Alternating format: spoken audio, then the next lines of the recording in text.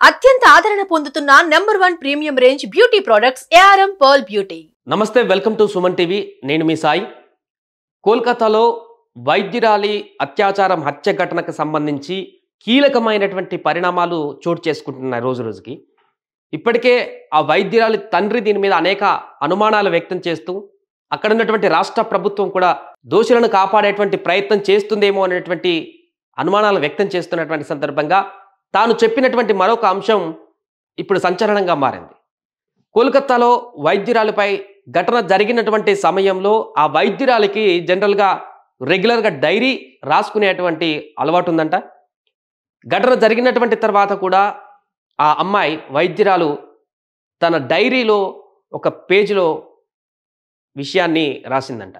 దీనికి సంబంధించి ఆ తండ్రి చెప్పినటువంటి విషయాల్ని ఒకసారి చూసేటువంటి ప్రయత్నం చేద్దాం.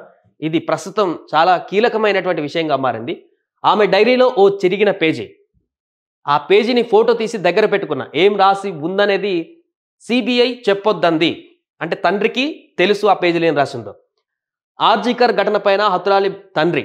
కోల్కతా ఆర్జీకర్ ఆసుపత్రిలో జూనియర్ వైద్యురాలపైన జరిగిన అత్యాచార ఘటనలో కీలక విషయాలు వెలుగులోకి వచ్చాయి.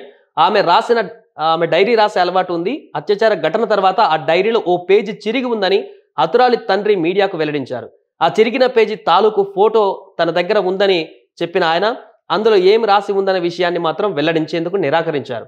సిబిఐ అధికారుల సూచన మేరకే తాను బహిరంగ పరచడం లేదని చెప్పారు. అత్యాచార ఘటనపైన ప్రజల ఆందోళనలను అణిచివేసేందుకు పశ్చిమ బెంగాల్ ప్రభుత్వం ప్రయత్నిస్తుందని, ఫలితంగా తనకు సీఎం మమతా పైన నమ్మకం పోయిందని హతురాలి తండ్రి వ్యాఖ్యానించారు. న్యాయం చేయాల్సిన స్థానంలో ఉన్న మమత తానే న్యాయం కావాలంటూ డిమాండ్ చేయడంలో ఔచిత్యం ఏమిటి? బాధిత కుటుంబానికి న్యాయం కోసం ఆమె ఏమి చేయడం లేదని ఆవేదన వ్యక్తం చేశారు. కాగా హతురాలికి తల, పెదవులు, చెంపలు, ముక్కు, కుడి దవడ, గదమ, ఎడమ భుజం, ఎడమ మోకాలు, చీలమండతో పాటు అంతర్గత అవయవాలు గాయాలైనట్లు, ఊపిరితిత్తులలో రక్తస్రావమైనట్లు, శరీరంలో కొన్ని చోట్ల బ్లడ్ క్లాట్ను కనుగొన్నట్లు పోస్ట్మార్టం రిపోర్ట్ తేల్చింది. మొత్తంగా హతురాలి శరీరం పైన 16 చోట్ల, అంతర్గతంగా 9 చోట్ల తీవ్ర గాయాలయ్యాయని, అన్ని గాయాలు కూడా ఆమె మరణానికి ముందే సంభవించినవేనని, గొంతు నులమడంతోనే ఆమె మృతి చెందినట్లు నివేదిక తేల్చింది. మరోవైపు అత్యాచార ఘటనలో నిందితుడైన సంజయ్ రాయ్కి సిబిఐ మంగళవారం లై డిటెక్టర్ టెస్ట్ నిర్వహించే అవకాశం ఉంది. అత్యాచార ఘటనకు సంబంధించి ఆర్జీకర్ వైద్య కళాశాల మాజీ ప్రిన్సిపల్ సంజయ్ ఘోష్ను సిబిఐ అధికారులు వరుసగా 4వ రోజు విచారణ చేశారు. ఘటనకు ముందు తర్వాత ఆయన ఎవరెవరికి ఫోన్ చేస్తారనేది కూడా తెలుసుకున్నారు. వాట్సాప్ చాట్ లిస్టును కూడా పరిశీలించారు. జూనియర్ వైద్యురాలు అత్యాచార ఘటనను నిరసిస్తూ కోల్కతా, ఢిల్లీ సహా దేశవ్యాప్తంగా వైద్య కళాశాలల్లో వైద్య విద్యార్థులు ఆందోళన కొనసాగిస్తున్నారు. రైట్, ఇది కోల్కతాలో నిన్న జరిగినటువంటి ఆందోళన. హైకోర్టు న్యాయవాదులు కూడా ఆందోళన చేస్తున్నారు. సో ఇప్పుడు తాజాగా బయటపడినటువంటి విషయం ఏంటంటే ఆమె వైద్యురాలు రాసుకున్నటువంటి డైరీలో చివరి పేజీ, ప్రస్తుతానికి చివరి పేజీ మిస్సింగ్లో ఉంది. మిస్సింగ్ మీన్స్ మేబీ సిబిఐ దగ్గర ఉంది, తండ్రి దగ్గర ఉంది. సిబిఐకి కూడా తెలుసు, తన తండ్రికి కూడా తెలుసు. తండ్రి ఫోటో తీసుకున్నాడంట, పేపర్ సిబిఐ దగ్గర ఉండొచ్చు మేబీ. సో తన తండ్రికి తెలుసు, బట్ సిబిఐ అధికారులు మాత్రం ఆ విషయాన్ని బయటికి వ్యక్తపరచకూడదు అనేటువంటి విషయాన్ని క్లారిటీ ఇవ్వడంతో, బహిర్గపరచకూడదని వాళ్ళు చెప్పడంతో ఆయన చెప్పలేదంట. మేబీ కొన్ని సెన్సిటివ్ విషయాలు, కొన్ని సున్నితమైనటువంటి అంశాలు అయితేనే ఇలాంటి పోలీసులు కానీ అధికారులు కానీ బయటికి ఆ సమయంలో బయట పెట్టడానికి ముందు జాగ్రత్త చర్యగా, శాంతి భద్రతల కారణంగా బయట పరచకూడదని చెప్తుంటారు. అంటే ఆ పేజీలో ఆ అమ్మాయి పైన జరిగినటువంటి దాడికి సంబంధించి పూర్తి వివరాలు, ఏ రకంగా తను మానసిక హింసను అనుభవించింది, ఏం జరిగింది అనేది క్లుప్తంగా, క్షుణ్ణంగా ఆ మిస్ అయినటువంటి పేపర్లో రాసి ఉండొచ్చు అనేటువంటి విషయం అయితే వ్యక్తమవుతుంది.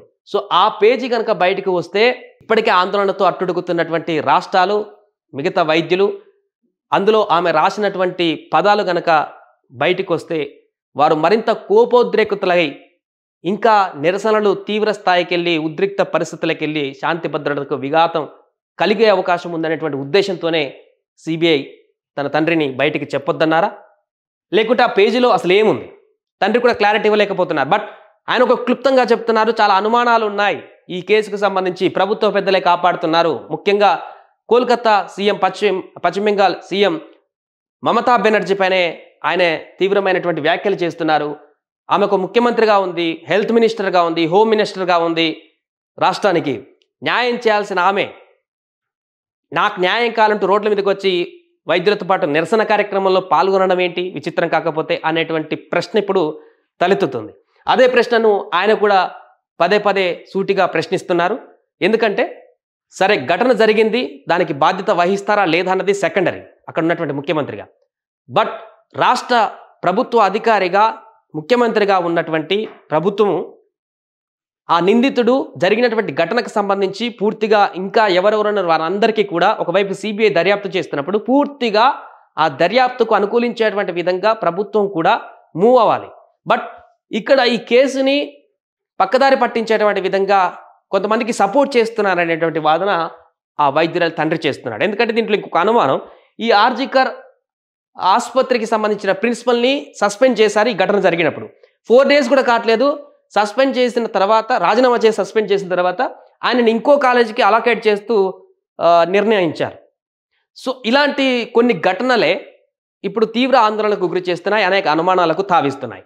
కాబట్టి ఈ తాజాగా వచ్చినటువంటి అప్డేట్, ఆమె డైరీలో ఓ చిరిగిన పేజీ అనేటువంటి అంశం పైన కూడా ప్రస్తుతం సోషల్ మీడియాలో చర్చ కొనసాగుతుంది. అసలు ఆ పేజీలో ఆమె ఏం రాసుకుంది, ఘటన జరిగిన తర్వాత ఆమె చనిపోలేదు, పోస్ట్ మార్టంలో కూడా చూడొచ్చు. ఇక్కడ 16 చోట్ల శరీరం పైన గాయాలు, అంతర్గతంగా 9 చోట్ల తీవ్ర గాయాలు.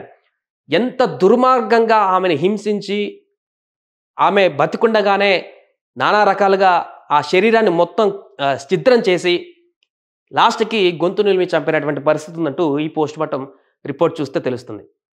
కాబట్టి ఆమె ఆ ఘటన జరిగిన తర్వాత చనిపోవడానికి కొన్ని క్షణాల ముందే ఆ డైరీలో ఆ పేజీ రాసుకున్నారా, ఘటన జరిగినకు సంబంధించినటువంటి పూర్తి వివరాలు అందులో వెల్లడించారా, దాని వెనుక ఇంకా ఎవరెవరు ఉన్నారనేటువంటి విషయానికి సంబంధించి కూడా ఆమె క్లారిటీ ఇచ్చారా అనేటువంటి కొత్త సందేహాలు అయితే వ్యక్తమవుతున్నాయి. ఏదేమైనా కూడా ఈ ఘటనకు సంబంధించి అయితే ఆందోళనలు తీవ్రతరమయ్యాయి అన్ని రాష్ట్రాలలో కూడా. ముఖ్యంగా నిన్న కోల్కతాలో పూర్తిగా సీఎం మమతా బెనర్జీ పైన తీవ్రమైనటువంటి వ్యతిరేకతను వెళ్ళగక్కుతూ రాజీనామా చేయాలంటూ భారీగా లక్షల సంఖ్యలో అక్కడ జనాలు ఒక దగ్గర పూర్తిగా నిరసన కార్యక్రమాన్ని చేసినటువంటి పరిస్థితి. ఢిల్లీ, మిగతా రాష్ట్రాలలో కూడా ఈ నిరసనలు కొనసాగుతున్నాయి. ఏదేమైనా కూడా సుప్రీంకోర్టు కూడా సుమోటోగా తీసుకుంది. ఈ కేసు త్వరగా ముగించి మిగతా వైద్యులకి, మిగతా ఆడబిడ్డలందరికీ కూడా ఒక ధైర్యాన్ని, భరోసాని ఇవ్వాల్సినటువంటి అవసరం అయితే కేంద్ర ప్రభుత్వమే కానీ రాష్ట్ర ప్రభుత్వమే, అక్కడ రాష్ట్ర ప్రభుత్వం కానీ ఏదైనా కానీ వారికి ఖచ్చితంగా ఉంది. అంతేకాకుండా ఈ ఘటన జరిగినప్పుడే, ఇలాంటివి జరిగినప్పుడే మాట్లాడుకోవడమే కాకుండా భవిష్యత్తులో జరగకుండా ఉండేందుకు, ఇలాంటి ఘటనలు ఇంకెప్పుడు ఉండకుండా ఉండేందుకు ఎలాంటి చర్యలు చేపడతారనేటువంటి విషయానికి సంబంధించి కూడా తొందరలోనే ఒక నిర్ణయం తీసుకోవాల్సినటువంటి అవసరం అయితే ఉంది. సుమన్ టీవీలో మీ పర్సనల్ అండ్ బిజినెస్ ప్రమోషన్స్ కోసం కింది నెంబర్కి కాంటాక్ట్ చేయండి.